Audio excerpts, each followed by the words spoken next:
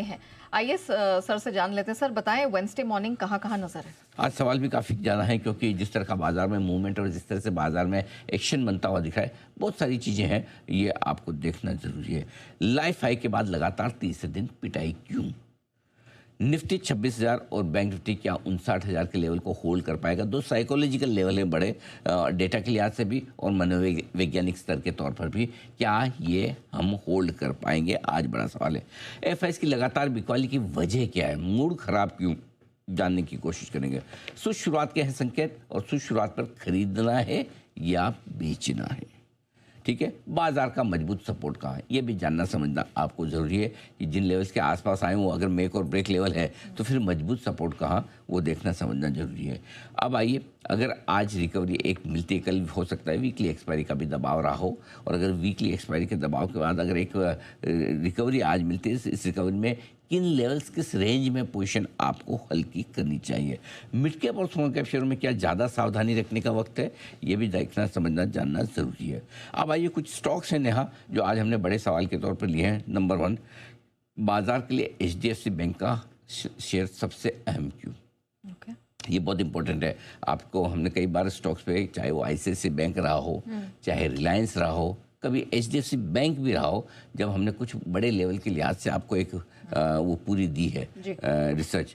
आज AI data में आपको एक बहुत इंटरेस्टिंग रिसर्च मिलने वाली है HDFC बैंक में। ये ध्यान में रखिएगा, ठीक है। बैंक ऑफ महाराष्ट्र, इसका ऑफर फॉर सेल आज रिटेल के लिए खुला है। पैसे लगाएं या दूर रहें? मीशो के IPO में शॉपिंग करें या नहीं, ये भी आपके लिए जानना ज़रूरी है। तो आज ये 10 कदम, सवाल 10वां आपके सामने। बिल्कुल, अच्छा लगा सुन के सर, 10 कदम काफ़ी समय के बाद। सर वैसे तो मैं ट्रिगर्स के साथ शुरुआत करती, लेकिन मैं हल्का सा अमेरिकी मार्केट्स को टच अपॉन करना चाह रही थी।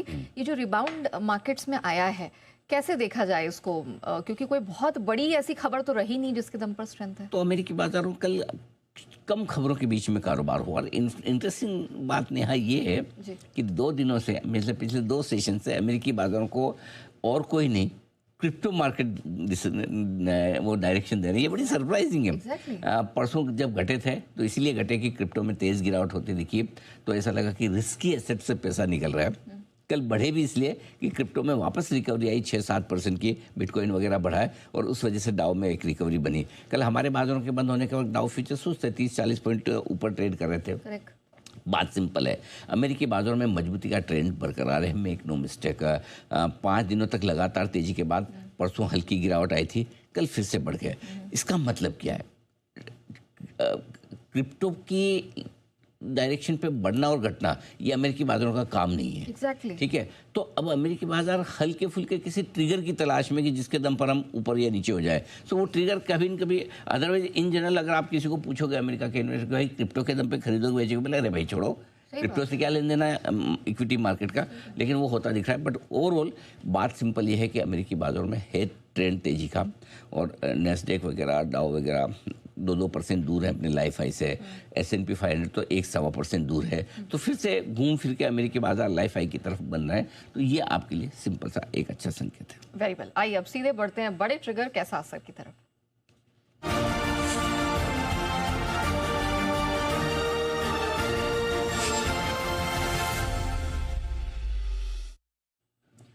सर अब बताएं, कौन कौन से बड़े ट्रिगर्स हैं आज के लिए या इस पूरे हफ्ते के लिए? आज से लेकर परसों तक का ट्रिगर एक बता देता हूं, जो आज और परसों तक के लिए भले ट्रिगर हो, लेकिन बाजार की आगे की दशा दिशा ये तय करेगा, और वो है RBI का एक्शन।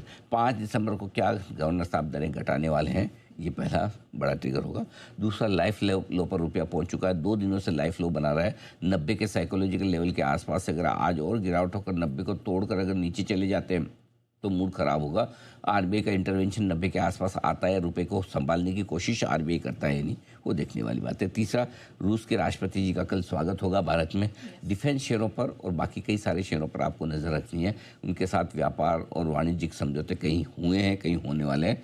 और चौथा एक जो बड़ा ट्रिगर है वो है लगातार चौथे दिन होती है FIs की बिकवाली। ये आंकड़े इंपॉर्टेंट है बाजार की दशा दिशा के लिहाज से, तो इन पर भी नजर रखते। तो अब ट्रिगर्स कई बार नए आएंगे, कुछ निकल जाएंगे, कुछ नए बनेंगे।